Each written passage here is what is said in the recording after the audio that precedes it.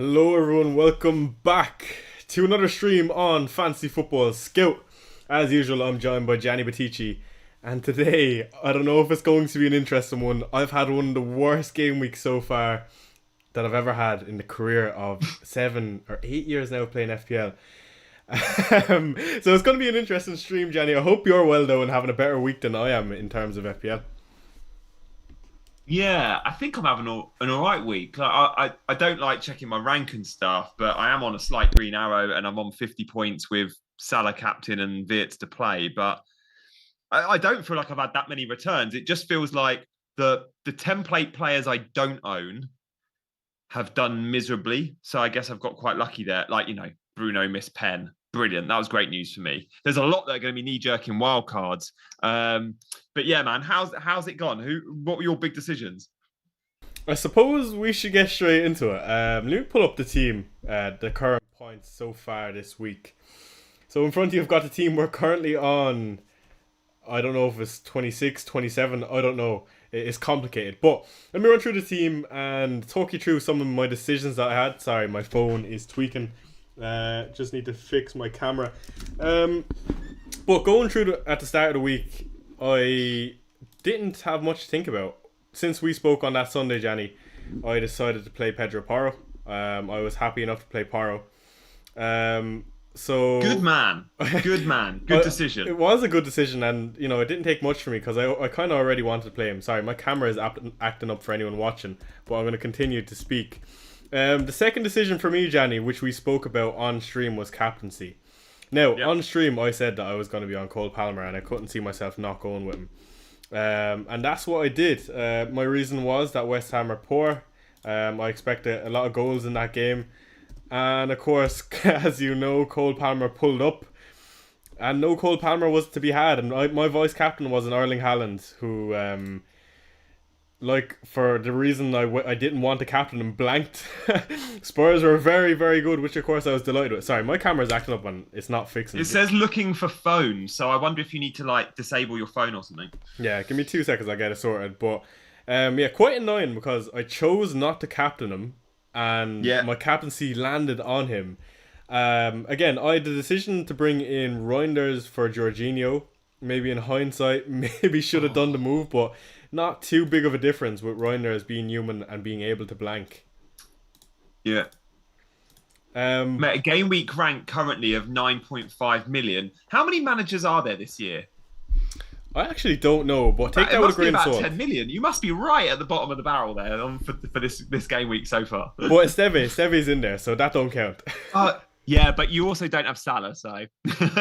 Yeah.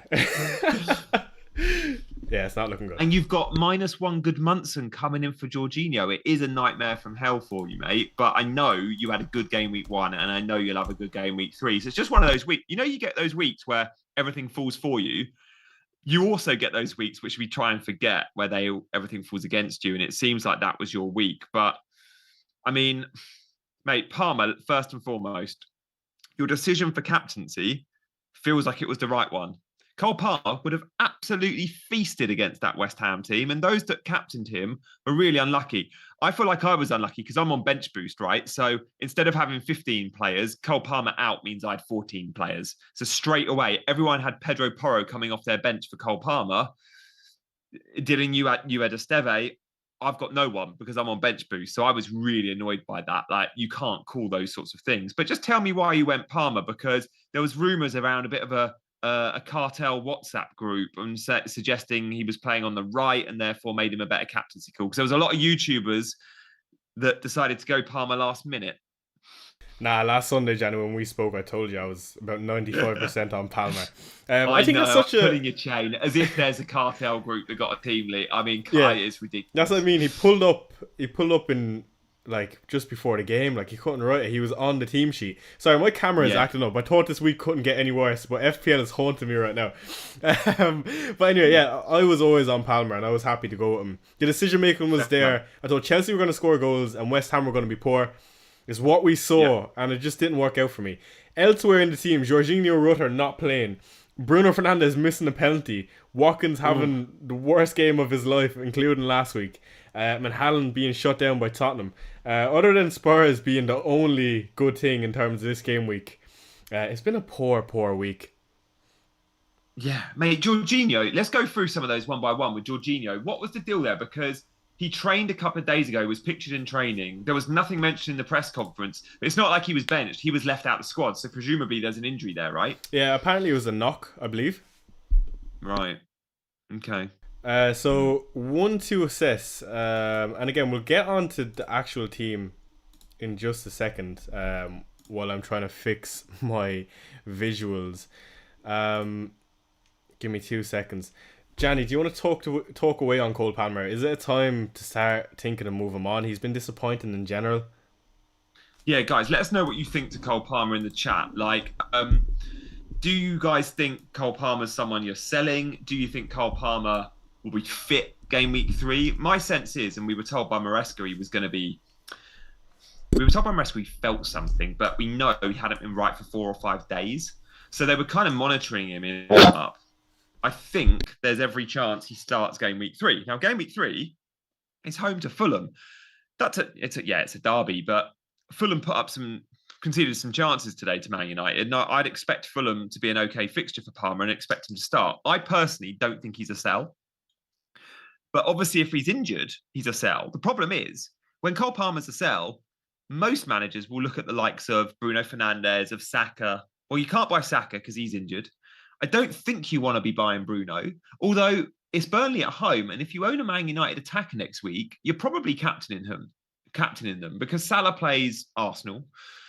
I think there'll be loads. We'll talk about captaincy later, but Bruno's going to be front of mind. But again, after watching United today, is Bruno the Man United midfielder you want? Or is Cunha a great pick now? Is Mbeumo a great pick now?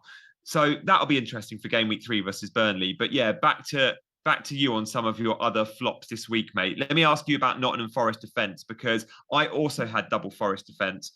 I was disappointed that they didn't keep it clean because other than the Palace goal, there wasn't a huge amount of XG against them.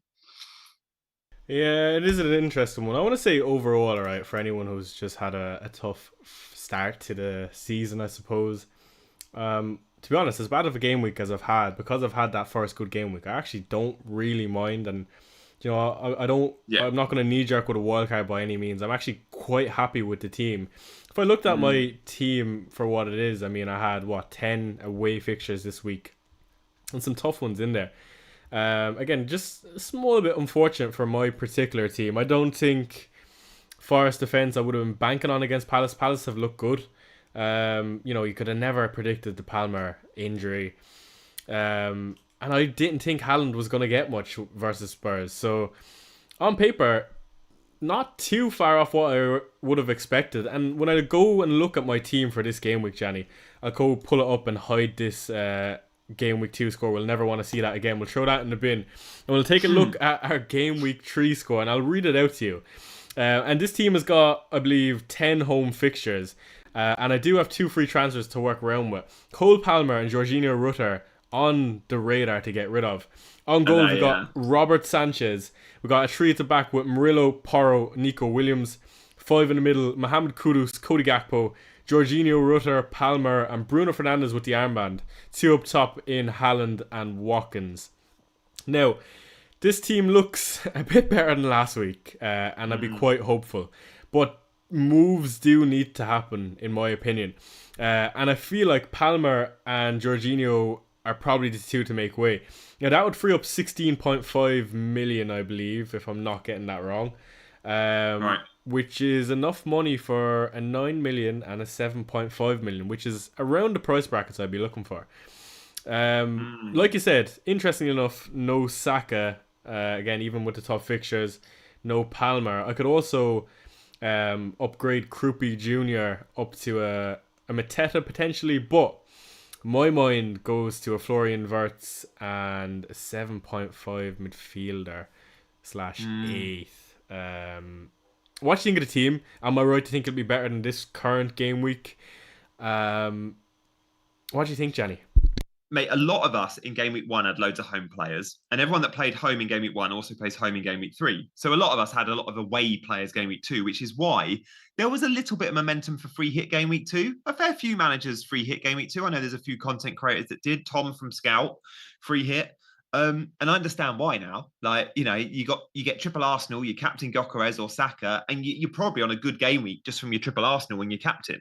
So the fair play, those that went really rogue and did free hit. But yeah, you return to game week 3 with a good looking team, and that back line straight away. Double Forest defence versus West Ham.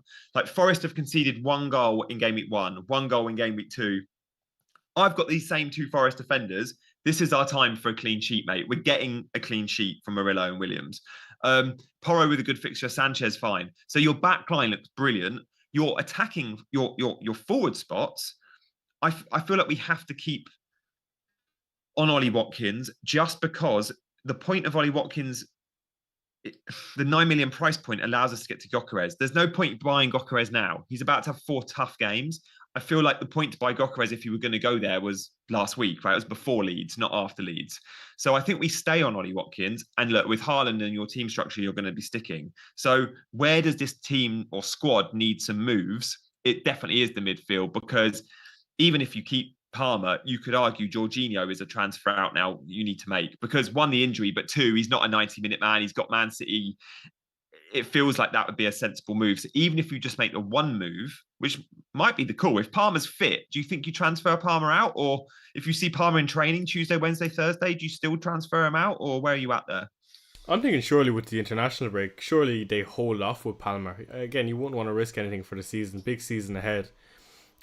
So I'm cautious, and especially with an injury like that, again, he was keeping an eye on it and then just cutting. So I imagine it's not going to be a 1-week thing. I can't see him back for this Fulham game. I think it's quite unlikely, even if he's in training. And that's just me, Gianni. Again, you might have a different opinion about that, but again, I'm almost trying to convince myself to move him out, and that makes it easier for me to think like that. But yeah, definitely is the midfield spots for me. Jorginho Rutter has been an annoying one. I think he would have started today if it wasn't for the knock personally. And to not bring in Reinders, again, it looked like a good decision, but didn't fare out right because he got injured. Again, Reinders could go bang in a few versus Brighton this game week, so it might look silly in the end, but I just mean, for what we have, the information we have now, I feel like my decision making was good. Not trying to be rash with Reinders, even though he's a great asset, and I didn't think Spurs were going to roll over for City. What did you make of that City game? First off, mate, we suggested last week that it might be quite a tight game, didn't we? Because we both said on this stream we can't bench Porro, and I'm annoyed that the vast majority of Porro owners benched him but had him first sub and get the 5 points because they have Palmer as well. Like, honestly, FPL Twitter on Friday night, it felt like the auto subs everyone was getting for Palmer was like 90% Pedro Porro. And I kept saying all week, like, Porro's a perfectly good pick. Now, I thought it was a good pick for different reasons. I said Porro was a good pick because he'll play wing back. And I got that wrong. They played a back 4. But even with a back 4, this is so not like Thomas Frank. Thomas Frank goes into games like going to the Etihad and plays a back 5. But we've only seen Thomas Frank manage Brentford. It shows how much confidence he has in his Spurs team that he goes, no, my preferred setup is the 4-3-3, and I don't care who I'm playing. Yes, fair. Early on against PSG, he did this. He did go with the back 5. But against City, he went, no, do you know what? We're playing our way. We're going to win this game. We're not going for a draw. And he played 4-3-3. And I just thought, whoa, Spurs, this is not the Spurs team we're used to. Going to City and keeping a clean sheet. Like, yes, I think Ange actually did that once, but in a very different way. So Porro and Spurs defense is now very good, like, for clean sheets. So yeah, I think Spurs were very good. And do you know what? Man City had similar XG to Spurs, but none of the XG fell to Erling Haaland, and that was a problem.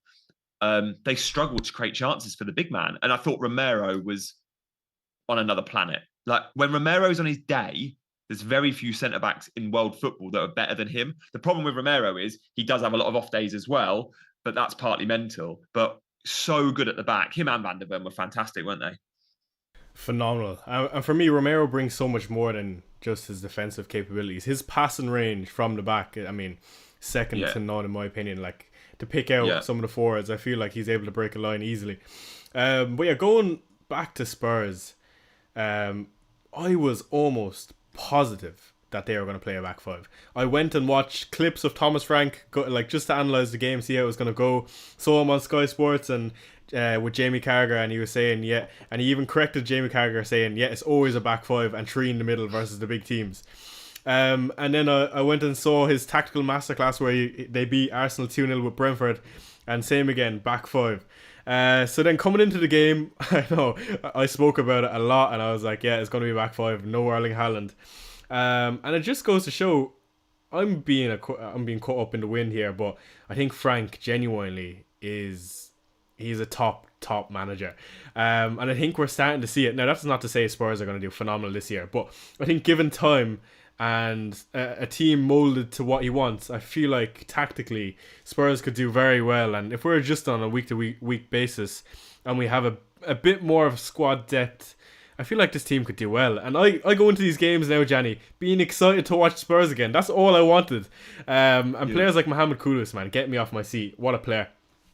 Oh man, he's so good at defending from the front as well. I thought him and Sarr and the pressing, the pressure Spurs put Man City under. Like, it's very different when you play with attacking players that have got huge work ethic off the ball. And Sarr and Kudus are the best example of that. Like, probably in the Premier League right now in terms of front three, front four players, and obviously Sarr is playing number 10.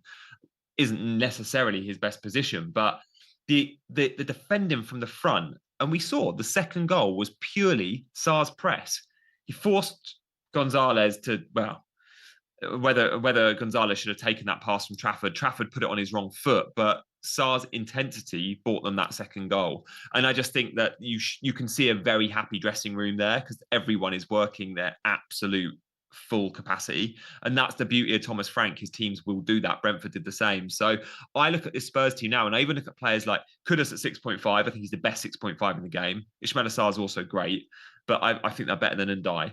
But even at I think Pap Sarr is 5 million. Like, if he carries on playing in this 11, and we don't know because Spurs are going to buy, right? And if Savinho becomes a 10 or whatever, we don't know. But Pap Sarr is going to get goals just because of where he's playing on the pitch. He's so advanced. And I know that's not his natural game, but he's doing so well as the 10. And also DEFCON for 5 million. I mean, he's gonna be around. He is. If he played for Brighton, Gianni, he'd be worth 100 million. And it's so unusual because he's so young, and he's very, very good. He's probably been our best player so far, including pre-season, if you want to count that. But yeah, like, he's been phenomenal, and I do get what you're saying. Just on Kudu, 6.6 now, Gianni. Price rise last night. He's gone up. So good to know. But yeah, Spurs have a great run of games, right? I feel like everyone's going to be playing Paro in that run for sure. Mohamed Kudus, so. I'm a happy owner, I'll be honest, even with the blank last week. Yeah, it feels like you're a transfer ahead. Like, if anyone's on wildcard now, they're probably buying a Spurs midfielder, and it's probably Kudus. I mean, even Brennan Johnson's, I think, 7 million. Like, if he's going to get a run of games, we know with Brennan, he always gets goals. Kudus will be better for DEFCON, probably better for assists, but Brennan, how many goals did Brennan get last year? I feel like he was your second highest goal scorer. And again, his finish yesterday was brilliant. Like, Brennan is probably won't be talked about because he's more expensive than Kudus. But in his own right, I think Johnson's quite a good pick as well. Like, he's always got really impressive average position maps because he's pretty much always the most advanced or second most advanced man. He's 4% owned and he's 7 million. He got 8 points versus Burnley. He got 9 points versus Man City. Brennan Johnson's not a bad pick either. Yeah, he's so weird because he's not flashy and he's not the big name. Yeah. You know, he'll do nothing for 75 minutes and he'll come up with a back post tapping, and that's all you want your FPL assets to do. So maybe he's one, you know, as a fan, you know, I don't shout for Johnson as an asset, but you're right, he is coming up with goals on a week-to-week basis, and he gets them all the time, it seems. Last season he was amazing for a period of time as well, when Spurs weren't doing so poor. But yeah, let's move on from Spurs. Exciting stuff for us. It is. What do you make of the transfer? So one on my mind, Gianni, and I'd like to see him after tomorrow's game, is Anthony Gordon. I feel like he could be a spicy pick, especially in this period where they go in playing Leeds this game week after Liverpool away. I like the pick very much because even if he's not number 9, I feel like in his own right he's a good pick. But playing down the middle, they're going to sign a striker, but it's going to be at the end of the window. So you're going to get game week 3 for Gordon. definitely going to get game week 3 as a number 9. By game week 4, they'll have a striker in and he'll probably be on the left again. But yeah, let's see if he plays well against Liverpool. Let's say he scores versus Liverpool. There's going to be a lot of transfers this week for Anthony Gordon because he's 7.5 million, and there'll be a lot shopping in that price band. Partly because they'll be selling Palmer. Like there will be Palmer sellers. There'll be Saka sellers. Yeah, when you said I might have 2 price points for a midfielder, like 9 million and 7 million or around that, I was thinking straight away Anthony Gordon. And after Leeds, it's Wolves. Like Leeds, Wolves, Bournemouth is a good 3. Exactly, and going with Anthony Gordon, like I said, it gives you 9 million. What do you make of going to a player who's highly transferred out, especially for those on wildcard and the likes of Averts? Again, we've not yet seen him against Newcastle. I'm excited to see him, to be honest. I think there's goals and assists for him. I feel like if I was on wildcard, I probably wouldn't have Gakpo. Not to say Gakpo is a bad option. I just mean, after seeing the first 2 game weeks play out, I don't know, man. Maybe it's knee-jerky of me, but fixture-wise, I prefer, an Anthony Gordon. Yeah, I mean, Florian Wirtz is just, for me, a long-term hold. He's going to have games where he blanks against bad teams, or not so bad teams, but he's going to have games where Bournemouth score 4 and he's not involved. But he's also going to have games where they play Arsenal and he gets the only goal in the game. Like I feel like he's going to be a key cog to the best attack in the league. Now, a key cog to the best attack in the league, no matter who they are, at 8.5 million seems like a good pick, right? And he does create good output, goals and assists from previous clubs. For Leverkusen, he was obviously great. But every time he plays for Germany, he's been good. He always gets goals and assists. He's going to get goals and assists at Liverpool. And I've got no doubt in my mind they're the best attack in the league. Like last season tells us that, and they've improved. Bournemouth game week 1, it was like, you score 2, we'll score 3. They scored 4. Like, that's just what Liverpool will do this year. I think they're going to be vulnerable defensively, more so than last year. But I also think they're going to score more goals. So I'm very happy with double Liverpool attack. Yeah. Let's see if it punches me this week. Again, no Mo Salah from myself. Quite frightening. But I've been here before. Nothing to worry about, even if he does slot in a brace. I mean, we're just going to have to swallow it and we'll be fine. It's all the vice captainers, mate, because everyone that went Palmer probably, I know you didn't, but most had Palmer, that had Palmer captain will probably have Salah vice. So there's going to be a lot of jam there if Salah does bang. Yeah, I'm praying. But yeah, good point on Liverpool. I think they are long-term assets, even with the fixtures. One who might be a bit more short-term, maybe season-long, depending on his price and where it goes. Antoine Semenyo, what a player. Mate, he's having a great start 100%. To the season so far. I just messaged my thumbnail designer. I'll be putting a video out first thing tomorrow morning. My transfer, my early thoughts for my team. And I asked for Semenyo on the thumbnail. I said, Semenyo on the thumbnail with in ? Because right now, if I'm making one transfer in and it's in midfield, if it is in midfield, let's say Palmer's out, it's Semenyo for me, man. Like, I love everything Semenyo gives you as an FPL asset. First and foremost, he's super greedy. We love greedy in FPL. Like Mo Salah's greedy, right? We love greedy. Second, the fixtures are good. Annoyingly, the entry point is Spurs away. Tough game. But then it's Brighton, Newcastle, Leeds, Fulham, like then Palace, Forest. Like, they've got a good wave of 6-7 games. He also yesterday should have banged. Like, he got 6 points. Great, he got an assist. But he had an XG of 0.68. He missed 2 big chances. And they were both typical Semenyo finishes. He either hits the back of the net or he hits it over. Like, he laces everything he hits. So when it's on target, it goes in. Keepers can't save his shots if they're on target. Problem is, they're often not on target. He smashes everything. He doesn't know how to do a placed finish, this guy. Even when he took a penalty last year, I think it was in a cup, he took 1 penalty last year. And he scored it. He laced it. How many players lace penalties nowadays? So I do love Semenyo. I've got a soft spot for him. Absolutely. He's been amazing. And, I feel like Semenyo was definitely one of the options I could bring in here for Rutter. Yeah, man, we're both going to do it. I know now. I was hoping not to talk about Semenyo because I'm going to be recording my early thoughts video and we'll be talking about him most of the video. But then I was thinking, I wonder if Chai will be looking at him. And when you said I've got some midfield picks around that price point, and then you mentioned Gordon, I was like, brilliant.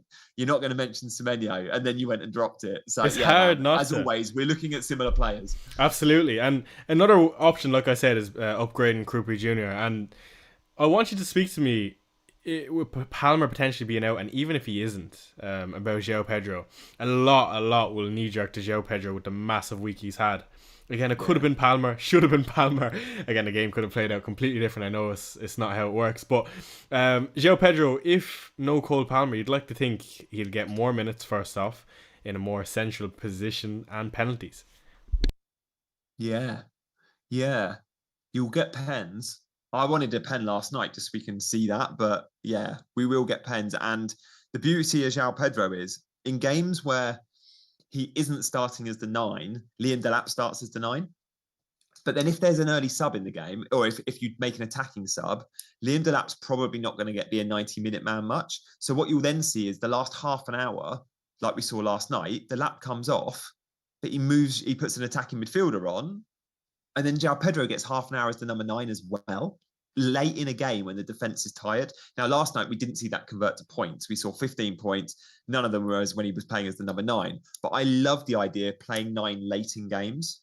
So, yeah, man, I'm a big João Pedro fan. And I got quite a lot of stick when he signed because I tweeted about how good I thought he was and how I liked his versatility and that he can play 9-10 on the left. And I had to retweet that on Friday with some of the comments because it was a great buy from Chelsea and he's been phenomenal. And it's translated to FPL. Like everyone was looking to say, mate, 250,000 managers sold João Pedro off 1 week by blanking. Like, I hope everyone watching right now, if you had him in game week 1, you kept him in game week 2. But if you don't own him, everyone's going to be buying him this week, aren't they? They're going to be selling Ollie Watkins to get João Pedro. Yeah, Ollie Watkins is a hold for me right now until Villa sort things out. I think, if Villa end up being a small bit more decent, I think he'll be involved in the goals, even though they've been so poor in these first 2 game weeks. That's my current thought process with that. Speaking about the start of the season, DEFCON, Gianni, is it a hoax or was last season not enough data and our team starting to play differently? So a lot of the players who we expected to get good DEFCON adjusted how they defend, or is it just yet to come? Yeah, I mean, some of the, like we saw in the United game today, both Anderson and Bruno both got DEFCON. They were the 2 players going into the game. You went, best chance for Fulham is Anderson, best chance for Man United is Bruno. So some of it is playing out. And there's been some players that have picked up DEFCON in both games, like Senesi at Bournemouth picked up DEFCON in game week 1 and game week 2. And Diakate at Bournemouth looks like he's going to be a DEFCON beast as well. So Tarkowski again did it. I tell you who's been unlucky though, man. Elliot Anderson has had 2 11-point DEFCON games. He needs 12, obviously, to get it. And he's had 11 and 11. And again, we knew he was a DEFCON beast. So it's kind of playing out. I tell you what it's not playing out for is our Murillo. We've had a 6 and a 5. We signed up for DEFCON with Murillo. That's the only reason we bought him. Maybe some easier fixtures though for Forest. Maybe that's why. Yeah. I can't wrap my head around it yet, and I don't know if Murillo is a sell. It can't be a sell with those fixtures. West Ham up next. Yeah, saying that, I'm not confident of Forest keeping a clean sheet at all. And like you said, Bruno coming in clutch after the penalty miss to get DEFCON. In that first game, he reached 11 DEFCON. So Bruno doing the bits. I wonder, will he be a bit more advanced in this Burnley game? You'd imagine so. And where or how his DEFCON looks against a bottom side. Okay, let's speak about captain, Gianni. Yeah. First off, who will be the most popular captain with Mo Salah going to Arsenal at home? I feel like a lot will ride on how they perform against Newcastle away. If Salah comes out with a brace against Newcastle, I feel like people won't think twice. But if you have a Manchester United asset, maybe your head can be turned. And for me, there's 2 questions in that, Gianni. The best captain, and the best captain if you own or are bringing in a Manchester United asset. Who's the best one out of Bruno, Kuna and Mbeumo? Bruno's third for me. And I know he's got in a game like Burnley, Bruno's third because yes, he's got the highest floor. Like you might get DEFCON. You might not get DEFCON because United will have a lot of the ball. But if you're looking at this is a game where, like for Fulham, I would have said Bruno, right? I would have said he's going to get DEFCON and it's going to be quite a tight game where United won't score many. For Burnley, it's like potentially a 3-4 nil, right? And with that in mind, who's going to get you the goals? I don't think Bruno. Like, yes, he might get you an assist, he might get you a goal, but you go for the Cunha's probably going to play number 9 again. So I think Cunha 1 and Burmo 2, Bruno 3. Saying that, if you own Bruno or own any of those three, I think you got to captain them. This is part of the reason so many picked Bruno. It was with game week 3 in mind. It was with captaincy in game week 3 in mind. Like, mate, my options this week are Mo Salah and Cole Palmer, who might not be fit. Like, I'm probably going to captain Palmer if he's fit. If Palmer's fit for Fulham at home, I'll captain him. But not great. Like, I'd rather captain Bruno. But you can't go and buy a Man United player because after Burnley, the fixtures aren't great. Like, I don't think you want that United attacker moving forward. Like, you'll happily have them for Burnley. But after Burnley, I'm just looking now, it's Man City, Chelsea, Brentford. And then Sunderland 7, right? Yeah, and then maybe that's an entry point for Brentford or Sunderland. But, Man City and Chelsea. I always feel like United can get a goal or two against City, though. True. Yeah, we've seen it in the past. It's just one of those things like Spurs. They always find a way to get a goal or two. Interestingly enough, you ranking Kuna ahead of Mbeumo. I would personally have Mbeumo ahead, only because I must admit, I don't know where I go there because Mbeumo with the corners, but yeah, would you? So you go Mbeumo 1, would you? I would, because the corners and the free kicks, indirect free kicks of whipping them in. He's a good cross on him, man, and for me, I feel like he's clinical. I would prefer Mbeumo personally. Again, it's very, very subjective though, because it is Burnley at home and the games play out a bit differently. Like Kuna might have way more of the ball, so it's going to be interesting to see how United set up. Yeah, it is. It really is. So you're captain Bruno next week, aren't you, mate? You got to. Yeah, and it embodies who I am. Just to let you know, we've 6 minutes left in the stream because the timer is ticking on my Zoom. I couldn't log into the regular one, so just to let you know, Gianni. But we're almost at the 40-minute mark anyway, and I'll keep you posted when that's getting close. Yeah, for me, Gianni, it has to be Bruno. I mean, I could do Haaland versus Brighton, and I feel like that's a great option. But other than that, if I'm getting rid of Cole Palmer, unless I bring in an asset who I want to captain, which I can't imagine happening, I feel like it's inevitably going to be Bruno Fernandes. Mate, I've just looked on Twitter. There was a Chelsea fan account saying Palmer was going to be out, but I'm trying to work out how credible he is. He's not got a massive following, but he has in the last, like, his secret source is his Twitter handle. But 2 hours ago, he tweeted, Cole Palmer is set to miss the game versus Fulham due to a groin injury.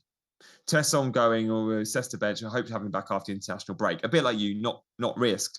Now, this guy's got 7,000 followers and he's not a journalist, but he has broken some stories. Like, for example, Chelsea agreeing a deal for Carney Chukwuemeka for Dortmund. I think he broke that. So that was an exclusive. So he's got some ITK info and he's suggesting Palmer out. And if Palmer's out, I don't think we can really afford to bench an 11 million asset that perhaps didn't look great in game week 1 either. So yeah, it's going to be interesting because whoever you bring in for Cole Palmer, you probably want to captain them. So it's like, do you bring in a Man United mid or not? I don't think I do just for 1 week, but it's a tempter.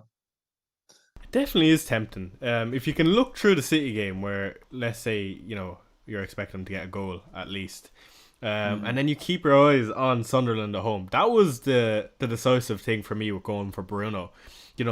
I, as much as I looked short term with the Burnley at home, I also had eyes on game week 7 with Sunderland at home.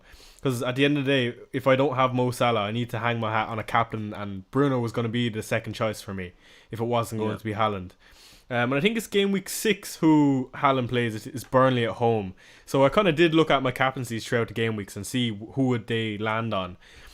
So even before the season started, I knew my captaincy was going to be on Palmer. So you know what I mean? Everyone kind of plans it that way, and usually it never works out that way.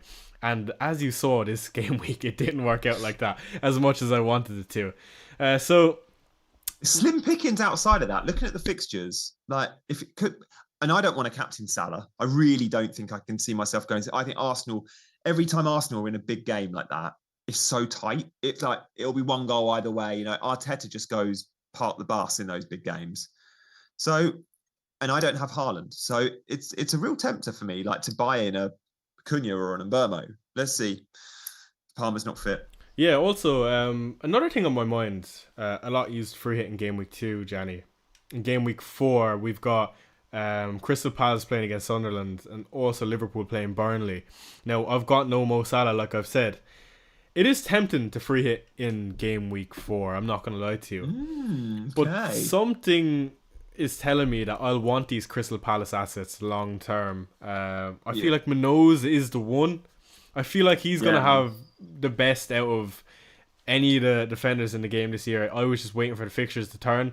I went early on him, mate. But I knew it wasn't the best move because the fixtures were bad. But I've had 2 5-pointers. Like, he's inevitable. He gets attacking returns. And I was just like, I don't care that the fixtures are bad. It's going to save me a transfer down the line. And with no Eze, you might even get more advanced. I don't know how it's going to play out, but let's see. But yeah, Sunderland and West Ham, I'll want a piece of that Palace, for me anyway. And of course, having Mo Salah and tripling up on Liverpool would be nice on a free hit, similar to what Arsenal done with Leeds at home. And I can see that game being, 4 or 5. Again, it's easy for me to say now, and it mightn't play out that way, but you can only play what's in front of you, I suppose. And just looking at the other fixtures, Newcastle with Wolves, Spurs with West Ham, you could do some spicy things there. By the way, you have 1 minute and 30 seconds left, Gianni. Oh, you can carry on, can you? You ditch me and then you can... We'll end the stream when you go, so don't worry.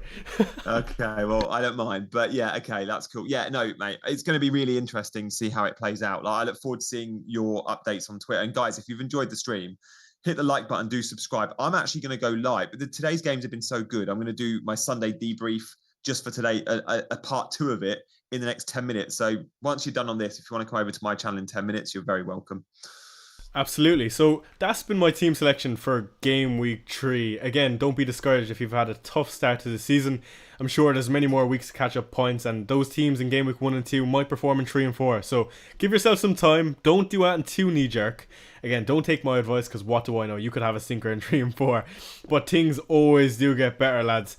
And as usual, we will see you in the next. But before you leave, do hit the like button and subscribe. And that's us out.